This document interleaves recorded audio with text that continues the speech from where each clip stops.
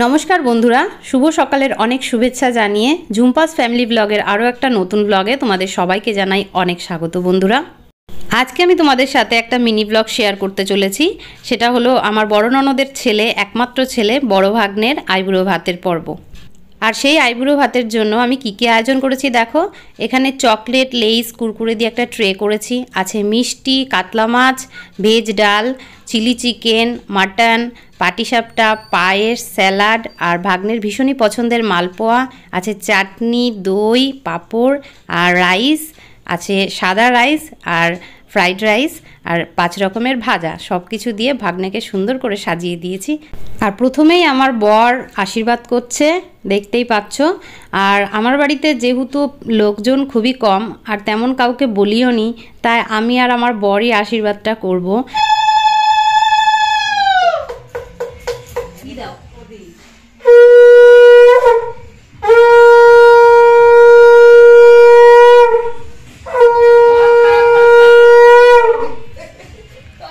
তো ভাগ্নেকে আশীর্বাদ করে আমার বর একটা গিফট দিল। গিফটটা হলো ওর জন্য একটা শীতের জ্যাকেট কিনেছিলাম, সেই জ্যাকেটটা ওকে গিফট করা হলো।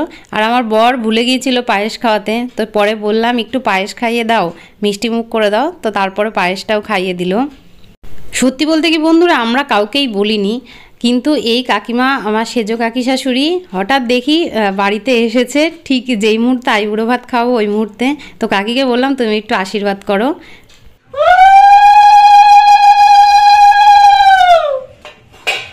তো তারপরে আমিও আশীর্বাদটা করলাম। সব বড়রা আগে আশীর্বাদ করলো আর তারপরে আমি আশীর্বাদটা করলাম।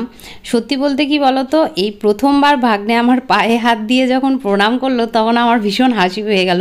কেননা বিয়ের পর থেকে এখন পর্যন্ত ভাগ্নে আমার পায়ে হাত দিয়ে কখনো প্রণাম করেনি। তো এই ফার্স্ট টাইম পায়ে হাত দিয়ে প্রণাম করলো, আমার ভীষণ হাসি পাচ্ছিল।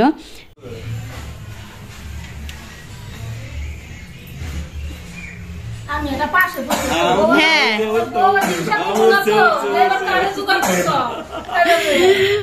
সম্পর্কে কাকির যেহেতু নাতি হয়, তাই কাকি একটু ইয়ার্কি মারছে যে বউ আবার আমাকে তোমার সাথে দেখে বলবে না তো যে হলো কাকে জোগাড় করেছো খেতে গিয়ে।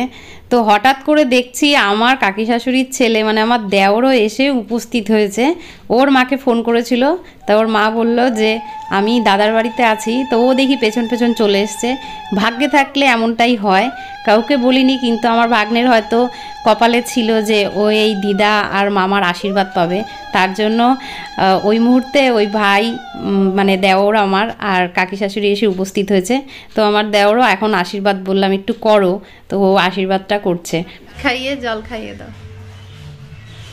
কি মন হইলো বাড়ি যাবো, শুক্র তো বাড়ি না, ভালো ভাই ওদিকে কই আছে, ভাই ওদিকে দিকে করবেনই যাবো এক্ষুনি। আমি মানে মার আগে কথা কথা চাবিলে একটু উঠে দাঁড়াও। না না, প্রণাম করতে হয়।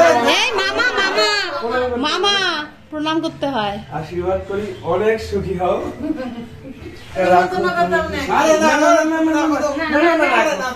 ও বাবা, আশীর্বাদ আশীর্বাদ আশীর্বাদ, মামার আশীর্বাদ রাখো। ফ্রেন্ডস, আজকে সকাল থেকে এই দেখতে পাচ্ছ যে আইবুড়ো ভাতের আয়োজন করেছি। এক ফোঁটাও সময় পাইনি যে আমি ব্লগটা স্টার্ট করব, তো কিচ্ছু করার নেই, এখন থেকেই ব্লগটা তোমাদেরকে স্টার্ট করলাম, দেখালাম। এই যে ভাগ্নে, আমার ভাগ্নের আইবুড়ো ভাত দিচ্ছি। তো এই যে সরঞ্জাম কেমন হয়েছে তোমরা কমেন্ট বক্সে বলবে।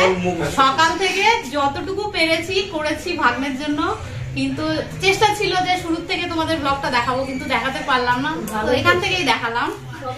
তো চলো বন্ধুরা, ভাগ্নে এখন খাওয়া দাওয়া করবে।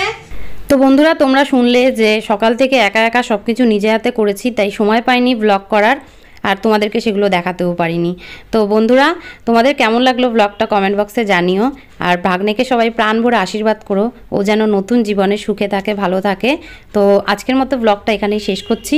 তোমাদের সাথে আবার দেখা হবে নতুন একটা ভিডিওতে, নতুন একটা দিনে, নতুন একটা ব্লগের সাথে। ততক্ষণ তোমরা ভালো থেকো, সুস্থ থেকো। টাটা।